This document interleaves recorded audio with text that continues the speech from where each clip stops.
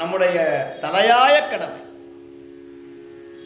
உங்களுடைய தாத்தாவோ பாட்டனோ பூட்டனோ உங்கள் பேரில் ஒரு கோடி ரூபாய் சொத்து எழுதி வச்சுட்டா உடனே அதை தூக்கி நம்ம யாருக்கோ கொடுத்துட மாட்டோம்.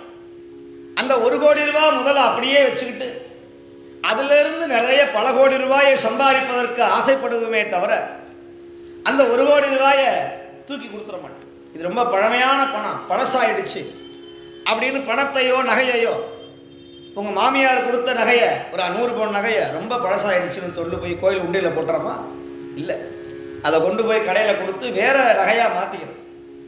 அந்த மாதிரி ஆண்டவன் நால்வர்கள், நம்முடைய 63 நாயன்மார்கள் செய்த சாதனை, அவர்கள் சொன்ன பொன்மொழிகள், அவர்கள் சொன்ன குருவருள் உபதேசங்கள், இவையெல்லாம் மீண்டும் மீண்டும் பாமர ஜனங்களுக்கு போய் சேர வேண்டும் என்கிற எண்ணங்கள் நம்மிடையே தோன்றணும்.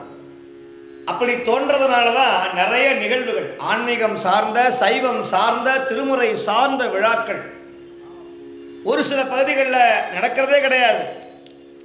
ஒரு சில பகுதிகளில் தொடர்ந்து நடந்து கொண்டே இருக்கிறது.